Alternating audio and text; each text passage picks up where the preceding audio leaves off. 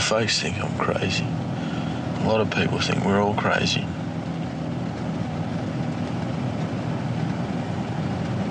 A line that my mum throws up to me quite often whenever I see him is, isn't it about time you got a job?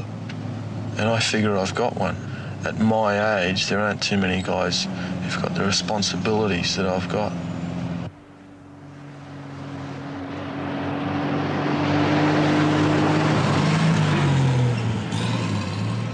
Midday, Saturday. A nameless town somewhere in outback Australia. The three men in the truck have been driving since early morning from some other nameless town hundreds of kilometres away. They'll be on their feet till midnight, and then sometime early tomorrow morning they'll be back in the truck again, driving hundreds more kilometres to yet another town. It's an 18-hour day, and they'll keep up that pace for 9 months out of 12. In each town their destination is the same, the back entrance of the local hall. Never the front, that's reserved for their employers.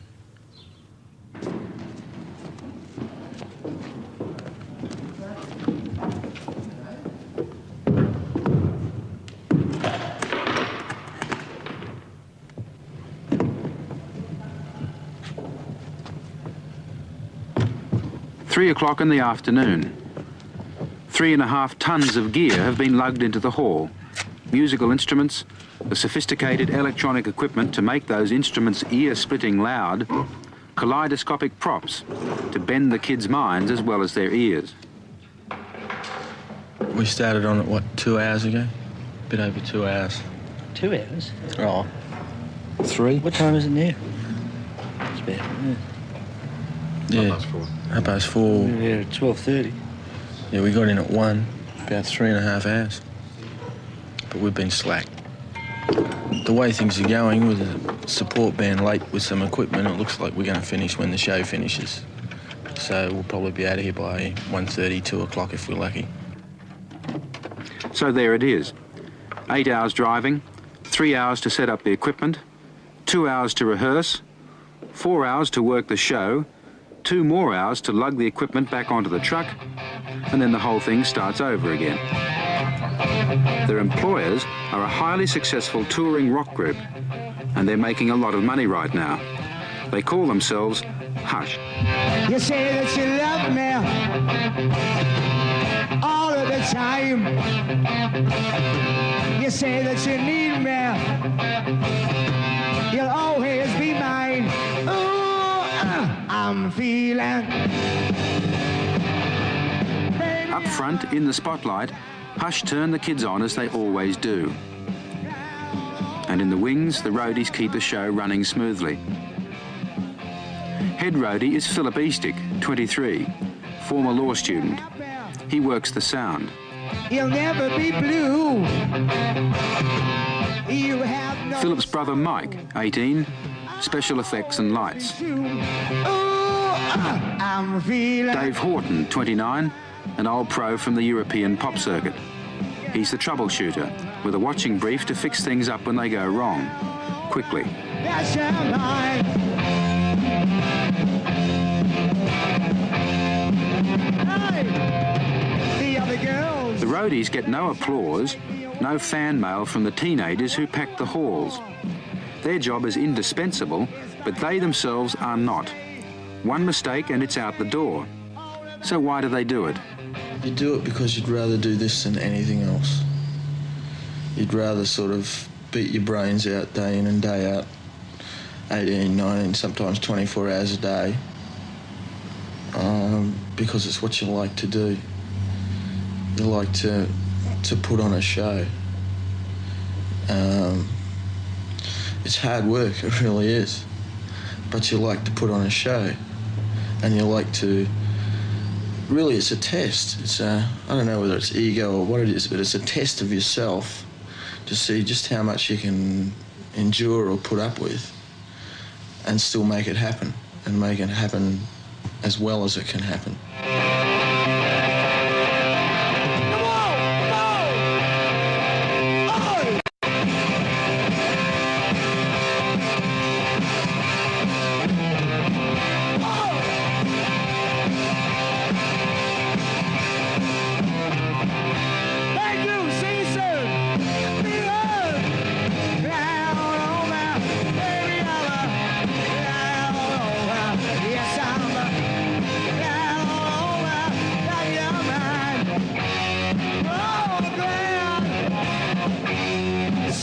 glad you're mine. Oh, see, it's Hush and the roadies have been making it happen very successfully now for the past 3 years. While the band's on tour, 1,000 kids a night pay $4 each to watch the show. Some will dance, the more courageous will scream and swoon for their rock idols.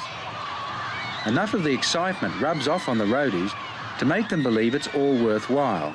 They really get a kick out of making it all happen. For the crowds, the band, and the band's manager, Peter Ricks. They're just a breed of people that until I became involved in this business, I'd never really met anybody like the conglomerate, the group of them together. The gold records on Peter Ricks's wall symbolise the complex strategy of managing a successful pop group, because the really big money in this business lies in record sales. Road tours serve to put the band before the public, and the public hopefully buy the records. Hush has sold a lot of gold records. The road tour makes money, but there's a fine line between profit and loss. For Peter Ricks and Hush, their roadies represent that fine line.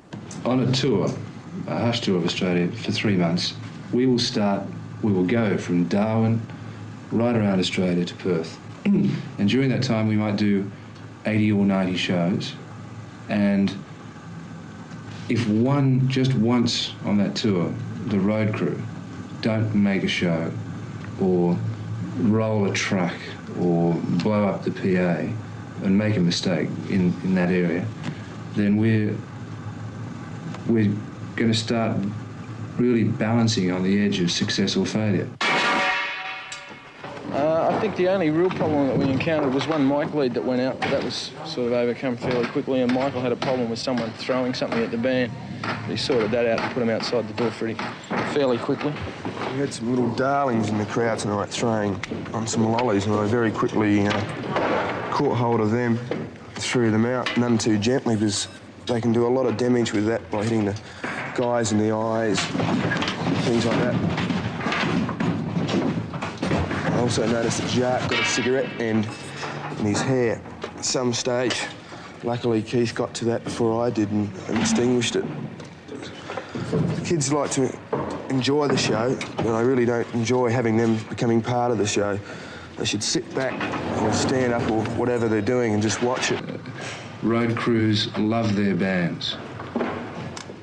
The boys wear their Hush t-shirts, and they will go anywhere wearing that Hush t-shirt. And if somebody puts the band down in front of them, they're just as likely to have a fight with them over it, because the relationship between that road crew and the band is one of love and affection. I mean, the road crew put up with the long hours and the lack of money and the lack of sleep and all of that because they just love the band.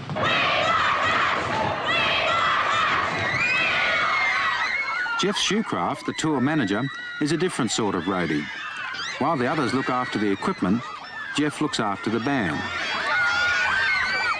The usual sort of thing.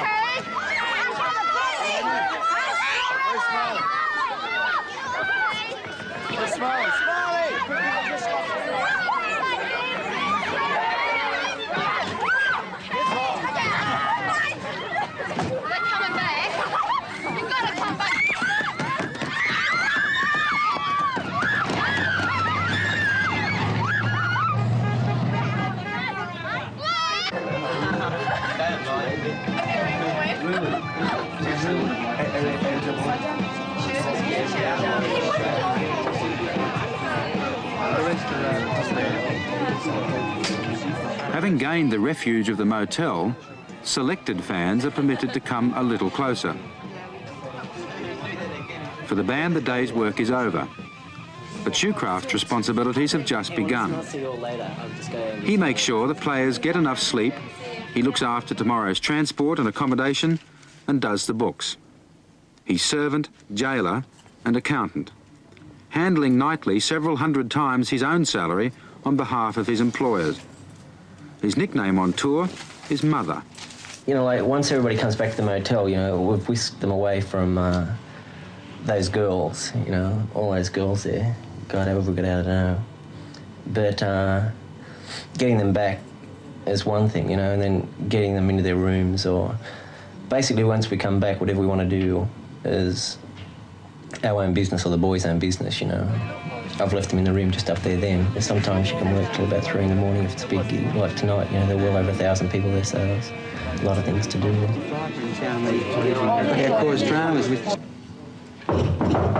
Who is it? Finished already?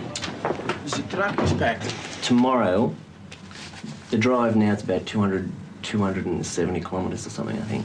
Yeah. Well, what time's the access? About 9:30, 10 o'clock. There's $120. And Michael, can you get some explosives tomorrow too? Shall I take what's left in there? Yeah, well, you know, it won't take you much to get down there tomorrow. Okay, we'll see you there. We'll see you there. Listen, it's the All Seasons Motel, Civic Centre. Right, we'll have it ready at 3. Anyway, drive carefully. Always. See you there. Okay. We'll see you tomorrow. Right. See you soon. They hate me for it.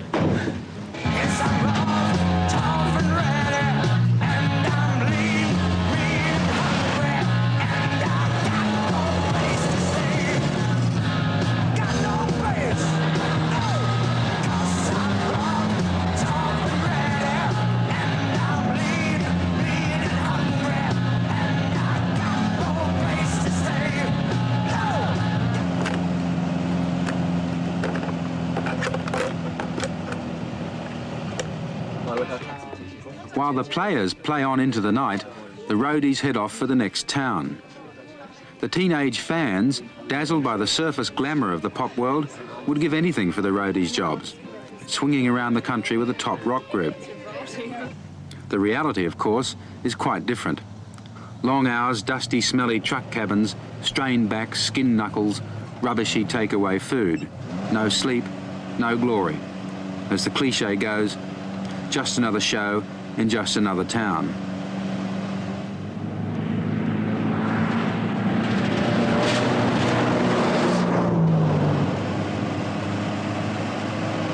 Well, after about 2.5 months, you start to go numb, and every day becomes just another day, and you're starting to do things from memory. You've been doing it every day, so you just do it.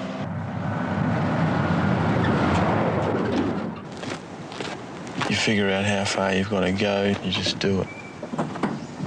We're probably doing it the hardest way that it can be done, because you're leaving as soon as you finish some fairly hard physical work. You're not rested, you generally don't have time for a shower, a clean-up. You get into the truck and it's exactly the same as when you got out of it. And you drive, and most of the areas that we cover, come breakfast time, there's nowhere to stop for breakfast anyway. If you're lucky, there's a couple of petrol stops, otherwise it's a couple of cans of petrol in the back. Morning, Hush, your breakfast? Good morning. For the group, it's breakfast in bed, while the roadies push on to the next town. Thanks, mate. Morning hangovers for the band, morning hassles for the tour manager. I think the boys should see you for a while. Yeah, even apart from the hassles with the promoter. If the boys are edgy, if there's a problem down there, OK, I can understand after so long, but it's what you're there for, and surely you can cope with it. So, like, if you could just come up for a few days, maybe? Yeah, no, I'll come down. The promoter situation worries me a bit, so I will come down. Well, look, it's 9 o'clock now. I've got to get the guys on the road. Hey, your bacon's crispier than mine. Come on, get yourself up. We're ready to go. Oh, yeah, we know, Jeffrey. You have to be a PR man. You guys ready? No. Well, get yourself ready, OK? And it's PR because you're PRing the band to the public the whole time. Half an hour. You're always on a line where you're halfway between the band and the road crew. And you're sort of the communicating body. You're the one that deals with the irate hall owners, with the parents. You're the one that has to be nice to the fans in one instance and abuse hell out of them the next because they're bugging you at motels. you're the one that has to sort of handle the band's problems and keep the road crew happy but in line at the same time, diplomatically all the time. Well rested, well breakfasted and chauffeur-driven, Hush will catch up with the truck in 4 hours. The roadies have been driving non-stop for 8. That's the name of the game.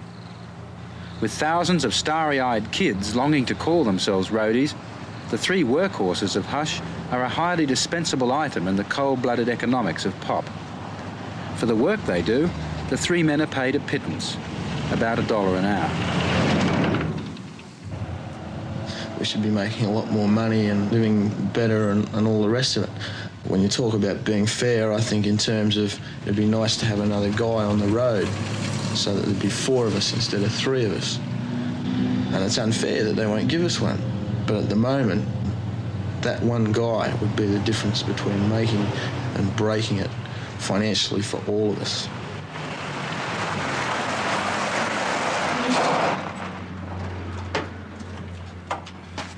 Another roadie on tour would mean an extra motel room, another vehicle on the road, and another salary to be paid. Some groups take 9 roadies with them on tour, but for Hush, 3 is quite enough, particularly when they work as hard as Philip, Michael and Dave.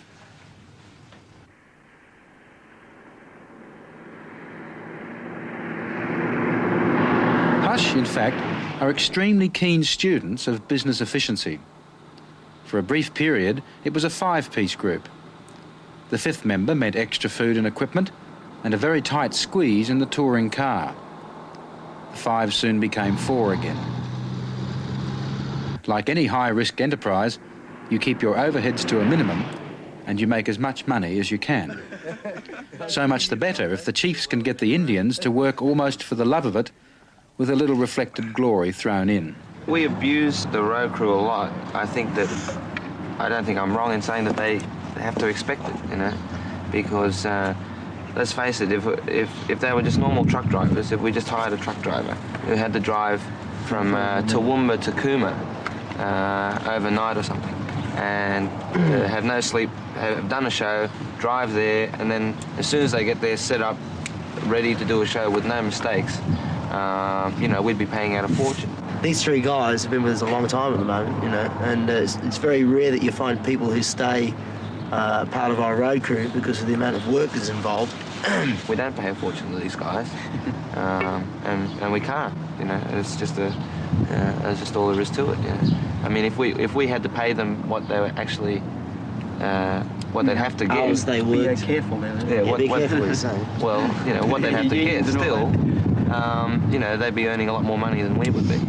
We expect more than I think is humanly possible. Yeah. Absolutely more, you know. Dave, what do roadies want from their group? A lot of money, mainly. Less work and a lot of money, I think. Unions, Colin Bob Hawke. The main essence of a good roadie is that he cares. He's not there simply because it's a couple of $100 a week in his pocket or because he likes driving trucks or because he likes driving trucks around Australia.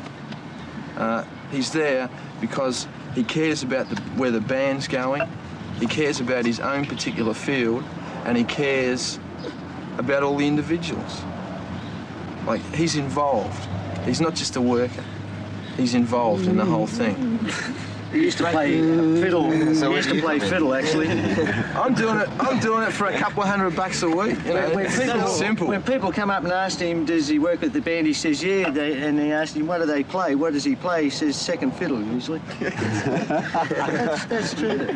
Yeah. I think with most roadies, where they fall down is that they want to be a pop star. There's this whole image of people looking at the stage and everything, and they don't realise they're there to work, and they get stuck in that they want to be a star as well. Yeah, roadies want to be stars, and they're also the ones who, in trying to be a star so hard, are the ones who are often the ones who chuck television sets out the window. Yeah, it's all their fault if we get a bad name. And, what? It's true. When have I ever chucked the TV out the window? Oh, come on. Come on. Who always calms you like that? The money down, you won't chuck. Yeah. We've learnt a long time ago that you can't have a team of roadies who are great at their individual jobs because roadies have as bigger egos, if not bigger, than a lot of the people in bands. Often when the road crews that we've had before have had conflicting egos, and they haven't been able to work together. At least these guys can keep it under control, and they work together well. For how long, I don't know. But at least they work together well, and the job gets done, and that's the most important thing. Mostly.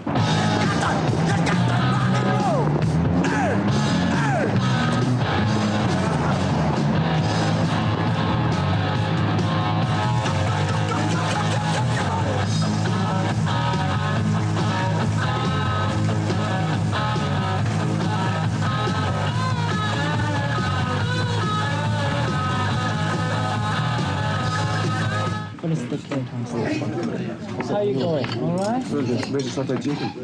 The idea is to take 4 guys who are on the road, who are a working rock and roll band, and exploit them and make money for them and make life as happy for them as possible, and believe it or not, make life happy for me, as an enjoyment thing.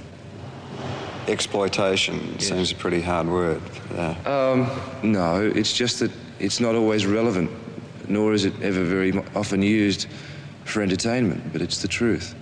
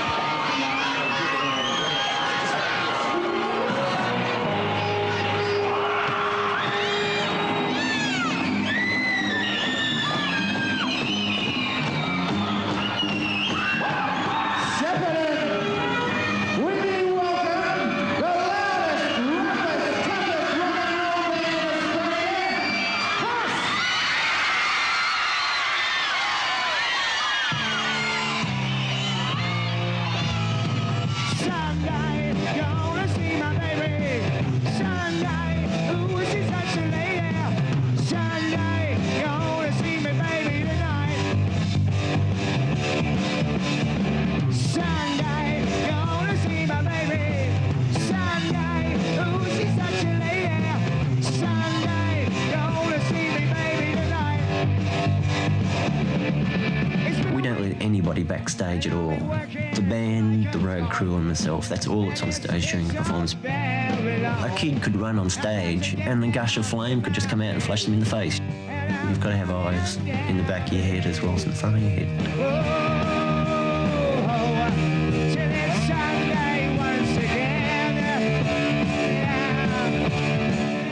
can't stand being still and staying still in the same place. I have to have excitement and people around me the whole time to keep me going and to keep everything flowing. It might kill me, but I love doing it. Everybody in the business knows that they wouldn't do anything else. To see those kids when I'm on stage every night screaming and sweating and really enjoying themselves, it just really pumps my adrenaline. Every night I sit down by my bed with a picture in my head, like a picture on the wall. It helps me through the night. The flash of that 6th or 7th show is just so incredible that you hang in there through all the rest, because we're all dreaming that every show can be like that. That every show, like, forget how hard it is to get into the hall, forget about what power problems you might have or what sort of hall keeper you run into. But the show, like, from when I hit the tape to bring the band on to when we say goodnight and turn the house lights back on, what we're after is to make that perfect every night.